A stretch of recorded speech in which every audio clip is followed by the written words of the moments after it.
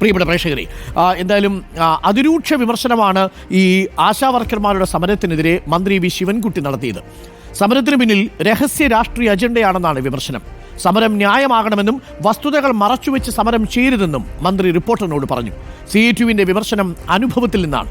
തൊഴിൽ മന്ത്രി എന്ന നിലയിൽ തനിക്കൊരു പരാതിയും ലഭിച്ചിട്ടില്ലെന്നും മന്ത്രി വി ശിവൻകുട്ടി വ്യക്തമാക്കിയിട്ടുണ്ട്. നമുക്ക് ഒന്ന് കേട്ടുവരാം. Kerala ASHA health workers association എന്ന സംഘടനയുടെ നേതൃത്വത്തിൽ സെക്രട്ടേറിയറ്റിന് മുന്നിൽ ആശാ വർക്കർമാർ സമരം തുടരുകയാണ്. പല വിധത്തിലുള്ള ചർച്ചകൾ ഇതിനെ തുടർന്ന് ഉണ്ടായിട്ടുണ്ട്. CATU സമരത്തെ എതിർക്കുന്ന സാഹചര്യമുണ്ട്. സംസ്ഥാനത്തിൻ്റെ തൊഴിൽ മന്ത്രി വി ശിവൻകുട്ടി റിപ്പോർട്ടർ TVക്കൊപ്പം ഉണ്ട്. എന്താണ് ഈ വിഷയത്തിൽ മന്ത്രിക്ക് പറയാനുള്ളത് എന്ന് കേൾക്കാം. 2016 മുതൽ 2024 വരെയുള്ള കാലയളവിൽ ഇടതുപക്ഷ സർക്കാർ ഓണറേറിയം 1000-ൽ നിന്ന് 7000 ആക്കി മാറ്റി. കൃത്യമായി ജോലി ചെയ്താൽ അവർക്ക് ഇൻസെൻറ്റീവ് അടക്കം 13,000-ലധികം വരുന്ന 13,200 രൂപ വരെ ലഭിക്കും. കേരളത്തിലാണ് ആശാ വർക്കേഴ്സിന് ഏറ്റവും കൂടുതൽ ഓണറേറിയം ലഭിക്കുന്നത്. ഉത്തർപ്രദേശിൽ ഇത് 1,500 ആണെന്ന് ഓർക്കണം.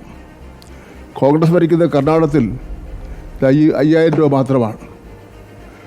കുറഞ്ഞ തുക മാത്രമാണ് ആശാ വർക്കർമാർക്ക് കേന്ദ്ര ഓണറേറിയമായി നൽകാൻ ശുപാർശ ചെയ്തിട്ടുള്ളത്. സമരം ചെയ്യാനുള്ള അവകാശം ആശാ വർക്കേഴ്സിന് ഉണ്ട്.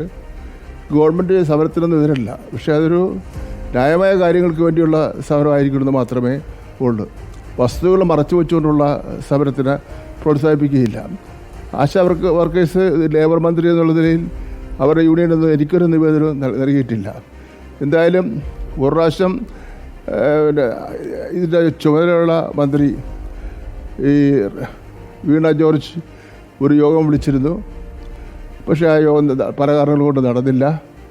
ഗവൺമെൻറ്റിനെ സംബന്ധിച്ചിടത്തോളം ഏത് തൊഴിലാളികൾ സമരം ചെയ്താലും അവരോട്ട് സംസാരിക്കുവാനും ന്യായമായ കാര്യമാണെങ്കിൽ പരിഹാരം കാണുന്നതിന് വേണ്ടിയും പരിശ്രമിക്കും.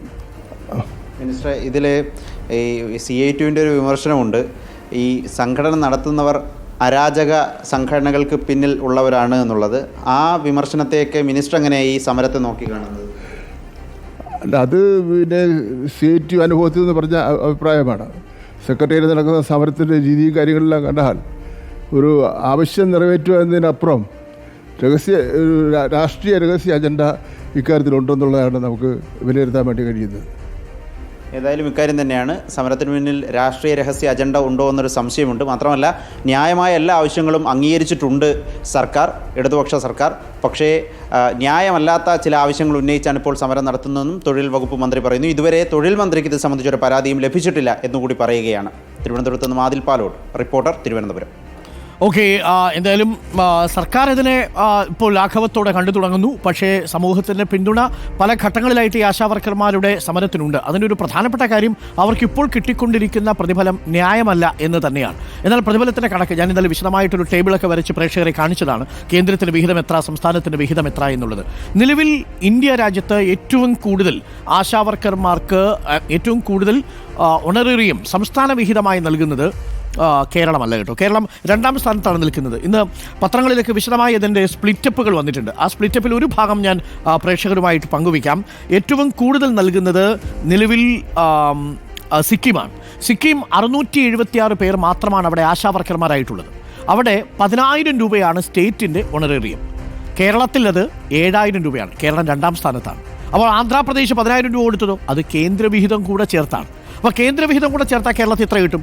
കേരളത്തിൽ സംസ്ഥാന സർക്കാരിൻ്റെ ഫിക്സഡ് ആയ ഓണറേറിയം 7,000 പ്ലസ് 3,000 രൂപ ഇൻസെൻറ്റീവായിട്ട് കേന്ദ്രം പ്രഖ്യാപിച്ചിട്ടുണ്ട്. അതിൻ്റെ 60% കേന്ദ്രം തരും എന്ന് പറഞ്ഞാൽ 1,200.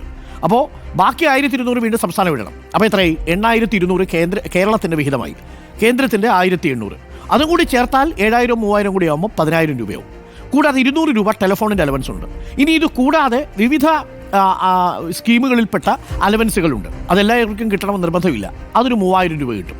അങ്ങനെ മൊത്തം വന്നാൽ 13,200 രൂപ കേരളത്തിൽ കിട്ടും. ഇനി അത് സിക്കിമിൻ്റെ കാര്യത്തിലാണെങ്കിലോ 10,000 രൂപ സിക്കിം സ്റ്റേറ്റ് തന്നെ ഓണറേറിയമായിട്ട് കൊടുക്കുന്നുണ്ട്. അതുകൂടാതെ ഒരു 6,200 കൂടെ അവർക്ക് കിട്ടിയാൽ 16,200 ആവും. പരമാവധി ഇന്ത്യയിൽ ഒരു സ്റ്റേറ്റിൽ ഒരു ആശാ വർക്കറിന് കിട്ടുന്നത് ആ കണക്കാണ്. അപ്പോൾ കേരളം 2ാം സ്ഥാനത്താണ് ആശാവർക്കർമാർക്ക് കൊടുക്കുന്ന സ്റ്റേറ്റിൻ്റെ ഒണേറിയത്തിൽ നിൽക്കുന്നത്. പക്ഷേ ഒരു വ്യത്യാസമുണ്ട്. സിക്കിമിൽ അത് 676 പേര് മാത്രമേ അവിടെ, ചെറിയ സ്റ്റേറ്റാണ്, ആശാവർക്കർമാരായിട്ടുള്ളൂ.